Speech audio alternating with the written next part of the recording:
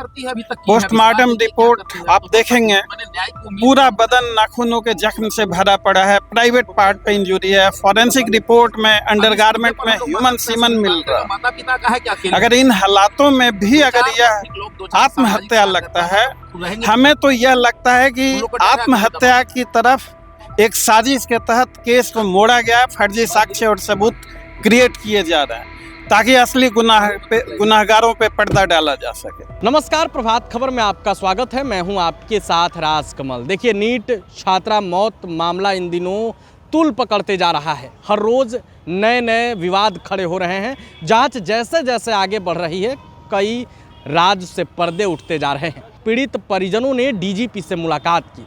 मुलाकात के बाद जब मां बाहर निकली तो चीख चीख कर रोने लगी। डीजीपी पर भी कई गंभीर आरोप लगाए गए, लेकिन इसके बाद जब परिजन जहानाबाद लौट रहे थे, फिर से उन्हें पुलिस थाना लेकर आई। थाने के अंदर क्या हुआ, मामा का बयान आपने सुना। अब इस पूरे मामले को लेकर पीड़ित पक्ष की ओर से जो वकील है, उन्होंने बड़ा खुलासा कर दिया है। उन्होंने साफ कह दिया है कि अब इस मामले को लेकर हम कोर्ट का दरवाजा खटखटाएंगे, क्योंकि आखिरी उम्मीद डीजीपी थे, अब उनसे भी उम्मीद नहीं रही। आप वकील को सुनिए।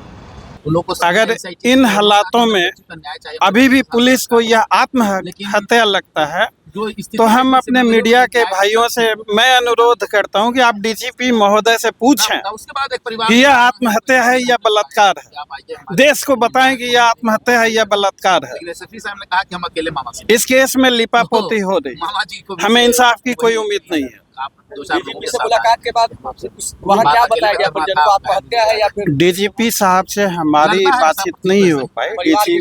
परिवार के लोगों की बातचीत हुई। परिवार के लोगों ने हमें यह बताया कि डीजीपी महोदय अभी भी इसे आत्महत्या मानकर चल रहा है।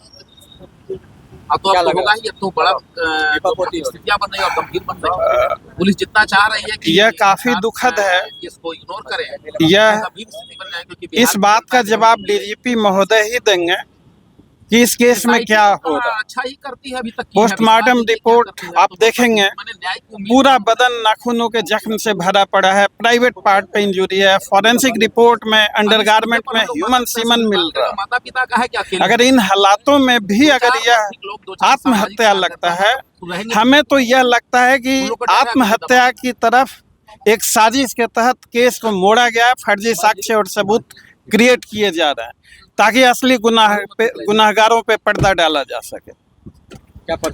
और दूसरी बात,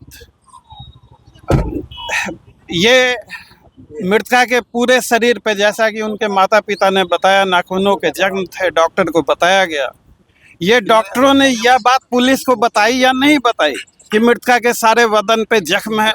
यह जख्म कैसे हुए, किसने हुए, किन हालातों में हुए? पुलिस इस बात का जवाब दे कि अंडरगारमेंट्स पे जो ह्यूमन सीमन मिला है वो किसका है, क्यों? अगर इन हालातों में भी अगर पुलिस को लगता है कि यह आत्महत्या है, तो यह काफ़ी दुखद है। हमारे पास जो इंसाफ की बची खुची उम्मीद थी, आज वो भी ख़त्म हो गई है। हम लोग इस मामले में न्यायालय का रुख करेंगे। डीजीपी साहब से आप लोगों की मुलाकात हुई? मृतका के माता पिता की मुलाकात हुई है। क्या बताया उन्होंने, क्या बात? मृतका के माता पिता ने हमें यह बताया कि डीजीपी महोदय का यह पक्ष था कि यह केस आत्महत्या का है, बलात्कार का नहीं। तो यह बात हमें मृतका के माता पिता ने बताया। आप लोग क्या लगता है? हमें क्या लगता है, आप पोस्टमार्टम रिपोर्ट को देखिए, फॉरेंसिक साइंस रिपोर्ट को देखिए। पुलिस यहाँ क्यों लेके आई? आप लोग जा रहे थे जहानाबाद, सुने कि हाँ, रास्ते में रोका गया। अब पुलिस अगर इस केस को आत्महत्या मानती है, तो ऐसे पुलिस के पास अपनी फरियाद लेकर जाने से कोई फायदा नहीं, क्योंकि अब हमें इंसाफ की कोई उम्मीद नहीं।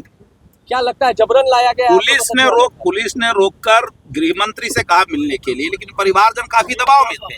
और परिवारजन तो दबाव में थे, तो अभी कहे कि हम मिलने से किसी स्थिति में नहीं है, क्योंकि डीजीपी ऑफिस में उसको टॉर्चर किया गया। परिवारजनों को, माता पिता दोनों को, मां रोते हुए निकली। उसके बाद वो स्थिति में नहीं था कि गृह मंत्री से मिले, उनकी मानसिक स्थिति नहीं थी। बाहर निकलने पर उनको कहा गया कि नहीं, परिवार के अन्य जन या कोई सामाजिक वर्कर नहीं आ सकता है, सिर्फ माता पिता मिलेंगे।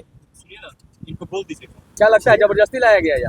नहीं, यहाँ तो फिर बुलाया गया, परिवार के मामा को कहा गया, एसएसपी साहब ने फोन किया कि आप अकेले आइए। फिर हम लोग 4-5 आदमी आए, मिले तो कहते हैं कि केस को सीबीआई को सौंप दें, परिवारजनों को कन्विंस कीजिए वगैरह वगैरह। तो मतलब सीबीआई को देने की बातें कही जा रही है। बातें टाल मटोल की जा रही है, पूरे तरह इसमें बड़ा रैकेट है, छुपाने की कोशिश की जा रही है। क्या सीबीआई का मांग करते हैं आप? ना ना ना, हम लोग इंसाफ की मांग करते हैं। इंसाफ की मांग, जांच कोई भी करे, जांच निष्पक्ष हो, लॉन्गर करके बस टालना मटालना हो जाए। जांच बायस्ड माइंड से ना हो, जांच स्वतंत्र हो, निष्पक्ष हो और इंसाफ मिले। हम इंसाफ की मांग करते हैं। जांच कौन कर, इन हालातों में अभी तक जो इंसाफ की उम्मीदें थी वो सारी की सारी ध्वस्त हो गई। अब हमें नहीं लगता कि इस मुकदमे में इंसाफ हो पाएगा। क्या आप कौन हुए सर?